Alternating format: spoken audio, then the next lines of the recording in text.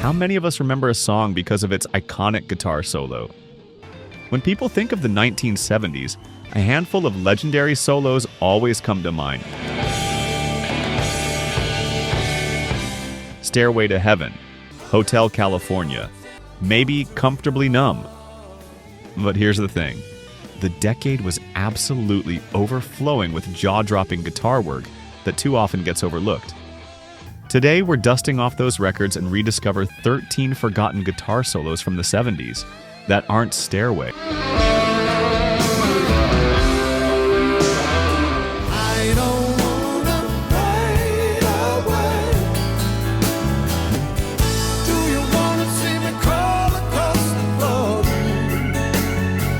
Bell Bottom Blues was Eric Clapton at his most vulnerable.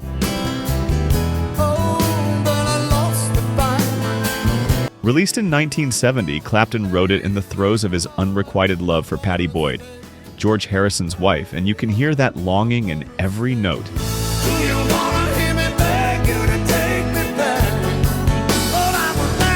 The solo here isn't flashy, but that's exactly why it hits so hard.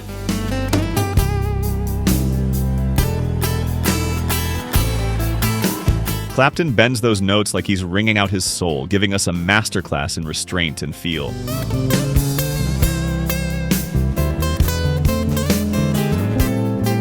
Layla became the classic rock staple, but Bell Bottom Blues got lost in its shadow. Yet for those who dig deeper, it's one of Clapton's most heartfelt performances.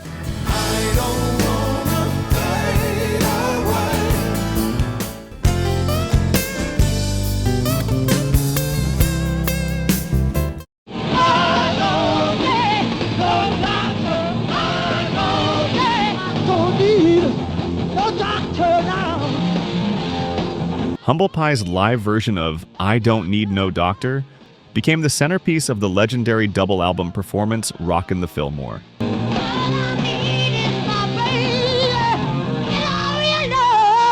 Steve Marriott's vocals are a sermon, but it's Peter Frampton's guitar solo that steals the soul of the track.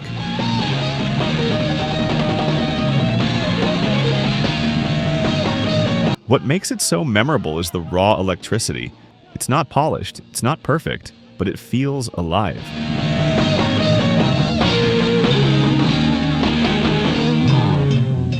Frampton bends and wails with a mix of blues, grit, and rock fire, stretching the notes until they sound like they might snap.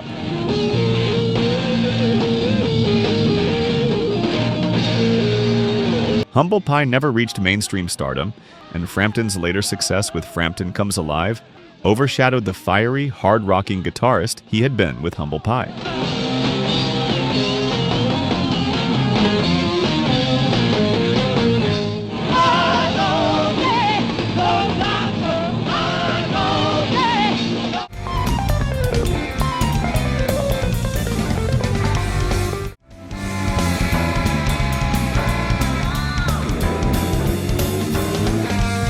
By 1975, Jeff Beck had left behind the Yardbirds and was carving out something brand new. Jazz fusion with a rock guitarist's soul.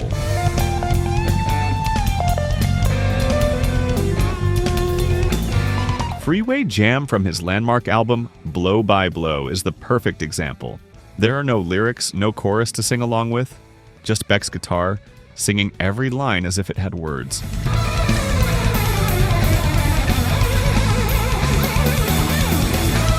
The solo doesn't rely on speed or pyrotechnics. Beck uses bends, slides, and his signature whammy bar touch to make the guitar talk in a way few players ever could.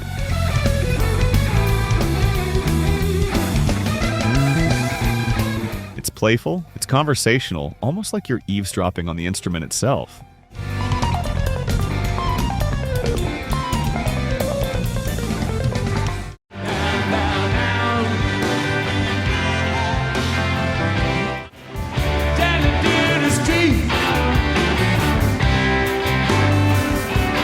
Buried in the grooves of Sticky Fingers is Can't You Hear Me Knocking, one of the Stones' most unexpected masterpieces.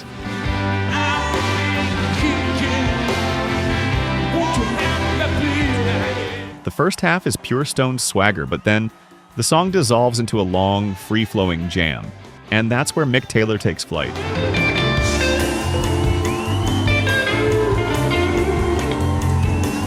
Taylor's solo is fluid, lyrical, and almost jazzy, weaving effortlessly over the groove.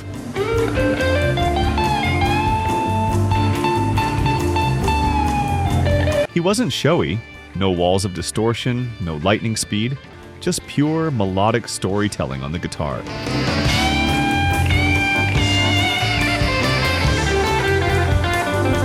It's a moment where the Stones sounded less like a rock and roll machine and more like a band exploring in real time.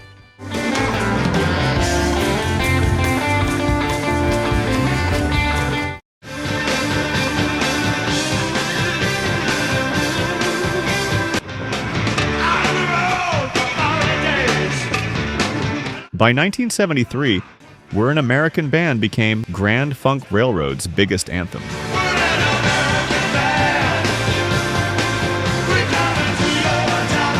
Most people remember the pounding drums in that sing-along chorus, but tucked inside is Mark Farner's gritty guitar solo.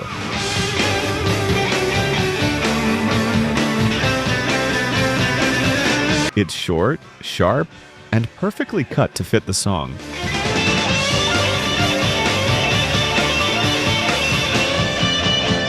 Farner's tone is dirty, almost snarling, and it slices through the groove with real attitude. Because the song became such a radio staple, the focus shifted to the hook and the party vibe.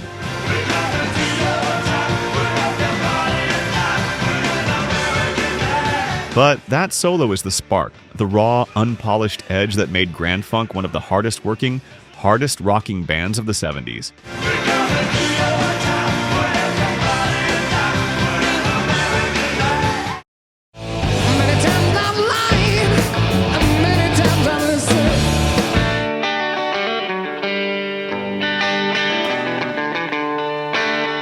Tucked into Houses of the Holy in 1973, Over the Hills and Far Away doesn't get the spotlight that Stairway to Heaven or Whole Lotta Love do, but it's a gem in Zeppelin's catalog. Hey lady, you got the love I need.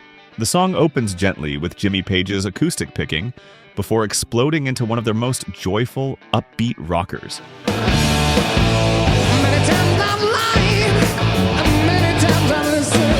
The guitar solo is where Page really shines.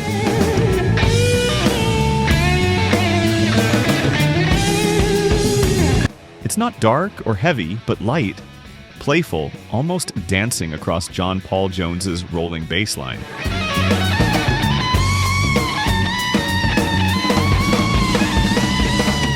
Page bends notes with a sense of optimism, adding color and movement rather than overpowering the track.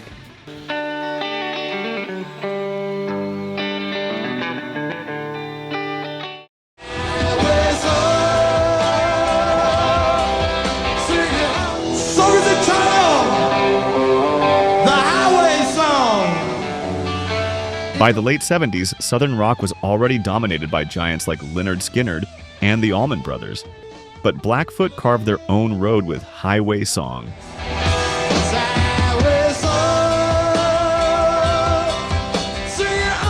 Released in 1979 on the Strikes album, it's a soaring ballad that slowly builds into an epic twin guitar finale.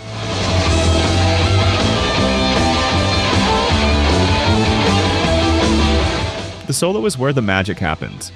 Rick Medlock and Charlie Hargret trade lines that start tender and melodic, then gradually ignite into a blazing, harmonized guitar storm.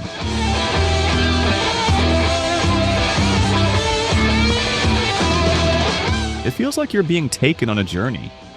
Wide open highways, endless skies, and the freedom of the road.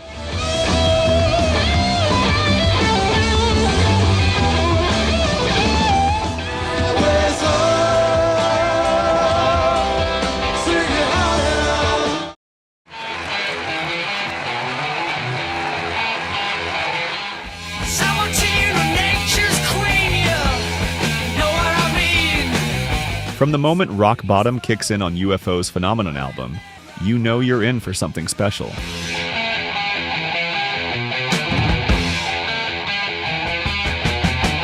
Michael Schenker, still early in his legendary career, unleashes a guitar solo that's both fiery and melodic, a perfect balance of technique and emotion.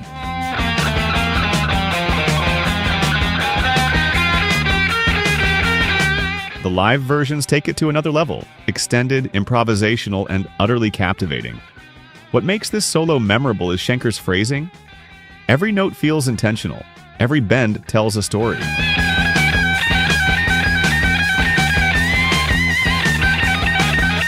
He doesn't just shred for show, he crafts a conversation between guitar and listener. It's the kind of playing that makes fans listen again and again, discovering new details each time.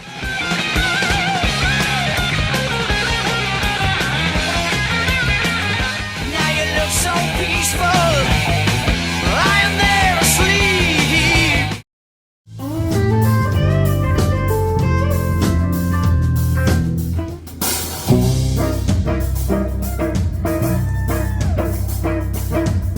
On the Royal Scam album, Steely Dan were known for their studio perfectionism, but Kid Charlemagne stands out thanks to one of the most iconic guitar solos of the 70s.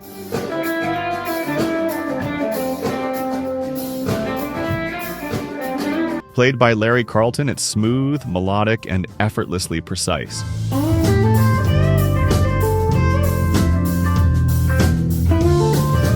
A perfect blend of jazz sophistication and rock bite.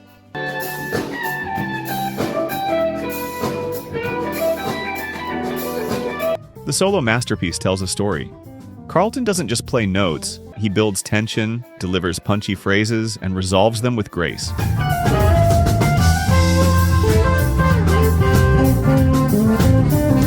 It's a masterclass in economy. Every note matters, every bend conveys a shade of emotion.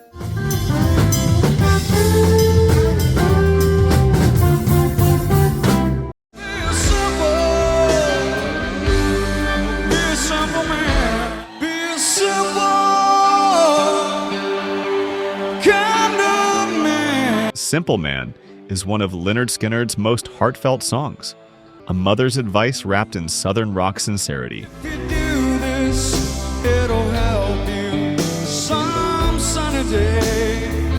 Most people remember the lyrics and the emotional pull, but the guitar solo is a quiet gem in its own right.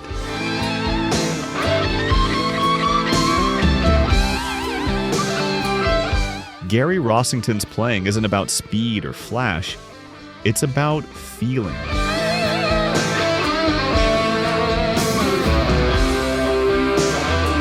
The bends are warm, the phrasing soulful, and it perfectly complements Ronnie's heartfelt vocals.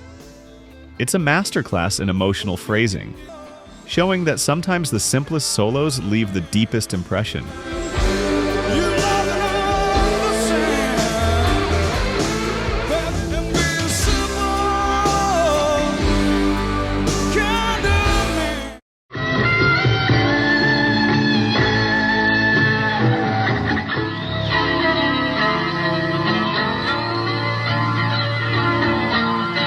On the Ambitious Animals album, Dogs is a dark, brooding journey through power, greed, and isolation. You gotta be crazy.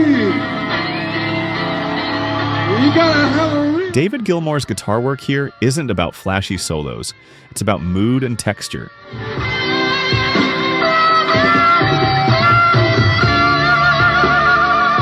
Gilmour's phrasing plays each note with intention, almost like a voice screaming in the shadows. It's restrained, atmospheric, and perfectly complements the cynical world Roger Waters paints in the lyrics.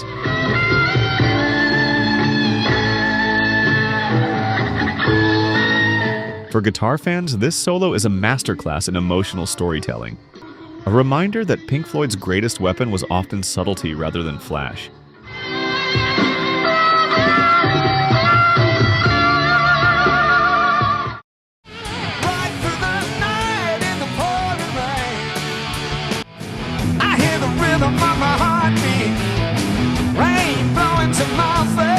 By 1978, Foghat had carved out their niche as masters of hard-driving blues rock, and Stone Blue is a perfect example.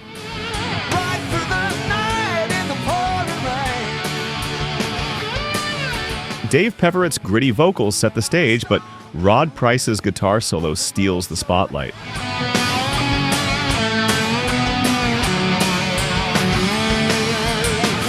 It's bluesy, aggressive, and full of character. A perfect balance between raw power and tasteful phrasing.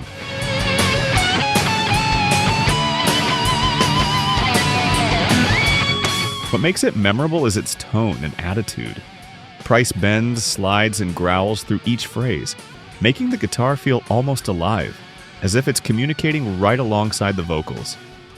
It's rock and roll with personality, showcasing why Foghat could hang with the era's heavy hitters.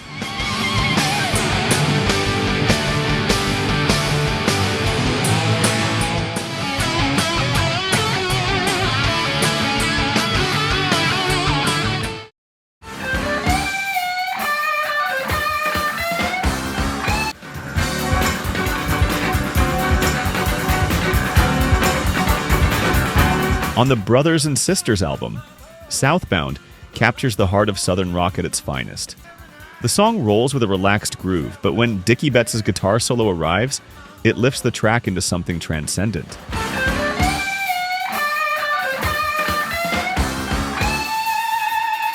His playing is melodic, fluid, and effortless.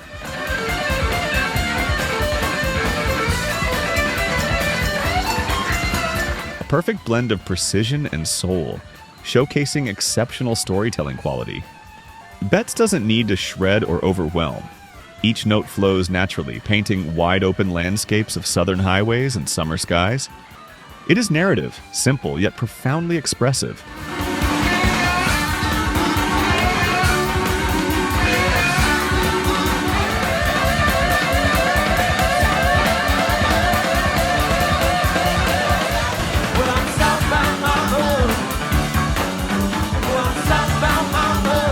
And there you have it. 13 forgotten guitar solos from the 70s that prove there was so much more happening beyond the hits we all know. Which one of these hidden gems is your favorite? Or is there another solo you think deserves the spotlight? Drop your thoughts in the comments and let's keep the conversation and the music alive. Thanks for watching, and don't forget to subscribe for more journeys into the heart of classic rock.